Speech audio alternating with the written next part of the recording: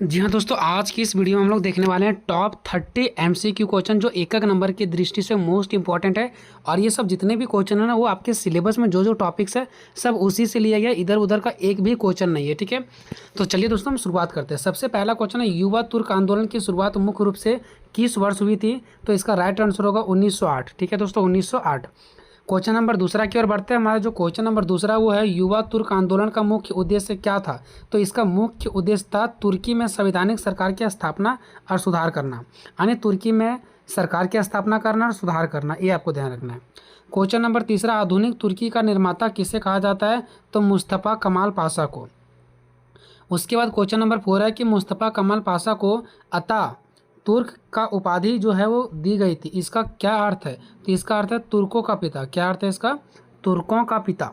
Question number next है पांचवा, मुस्तफ़ा कमाल पाशा ने तुर्की में खिलाफत पद को किस वर्ष समाप्त कर दिया? तो 1924 में। ये सो डेट आपको याद रखना है। नेक्स्ट है, कमाल पाशा के सुधारों के तहत तुर्की की लिपि को अरब से बदलकर किस में परिवर्तन किया गया था? तो लेटिन रोमन में परिवर्तन किया गया था, आपको याद होगा। नेक्स्ट है, तुर्की को एक धर्मनिरपेक्ष राष्ट्र कब घोषित किया गया था? तो इसका राइट आंसर होगा 1928। क्वेश्चन नंबर हमारा 8 है दोस्तों कि कमाल पाशा की विदेश नीति का मुख्य सूत्र वाक्य क्या था? तो इसका सूत्र था, घर में शांति दुनिया में शांति। घर में शांति मतलब अगर अपने देश में शांति चाहते हो तो दुनिया में शांति करना पड़ेगा। नेक्स्ट क्वेश्चन है, 1936 में हुए मॉन्ट्रोग कन्वेंशन का संबंध किससे था? तो इसका जो संबंध था दोस्तों, तुर्की के जलडमरू मध्य पर संप्रभुता और नियंत्रण करना था। ठीक है, जो तुर्की के जलद मरु मध्य पर संप्रभुता और नियंत्रण, तो इसका राइट आंसर होगा दोस्तों, तुर्की के जल डमरू मध्य पर संप्रभुता और नियंत्रण करना, यानी कि जो तुर्की के जल डमरू था ना, उस पर क्या करना? नियंत्रण करना। नेक्स्ट क्वेश्चन है, राजा शाह पहलवी ने किस वर्ष ईरान की सत्ता संभाली और पहली राजवंश की स्थापना की? तो 1925 में। नेक्स्ट है, राजा शाह पहलवी ने आधिकारिक रूप से, ठीक है, देश का नाम फारस से बदलकर ईरान किस वर्ष रखा गया?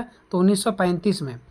नेक्स्ट है, राजा शाह पहलवी के सुधारों का मुख्य मॉडल किस देश से प्रेरित था? तो मुस्तफ़ा कमाल पाशा की तुर्की से। ठीक है।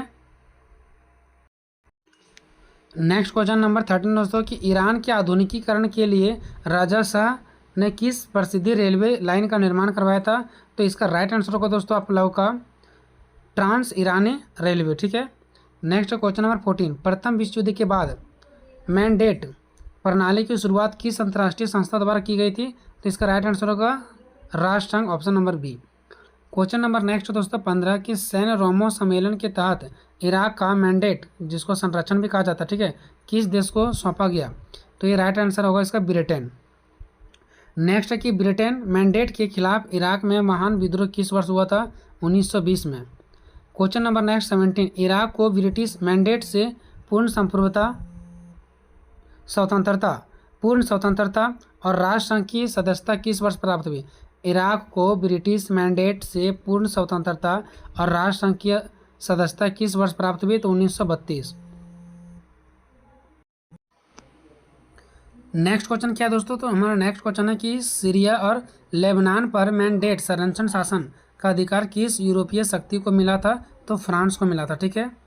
नेक्स्ट है, फ्रांसीसी नियंत्रण के खिलाफ महान सीरियाई विद्रोह कब शुरुआत हुआ था? तो 1925 से 27।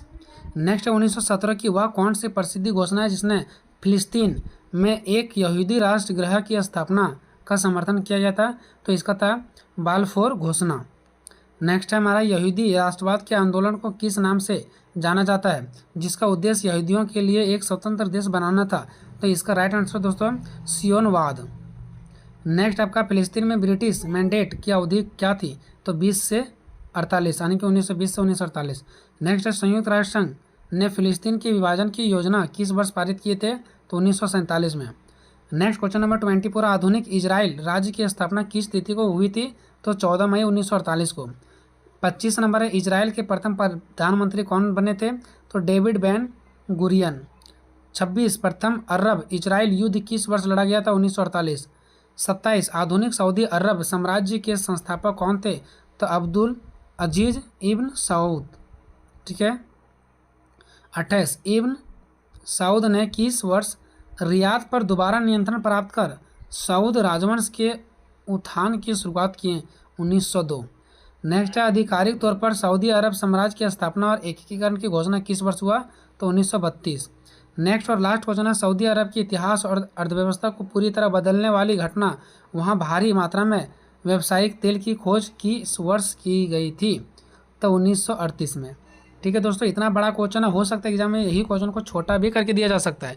तो ये कुछ इंपॉर्टेंट क्वेश्चन था दोस्तों। अगर आप इसका PDF लेना चाहते हैं MCQ क्वेश्चन का, तो डिस्क्रिप्शन में व्हाट्सएप ग्रुप का लिंक है, वहाँ पर जाकर के आप ज्वाइन हो जाएँ।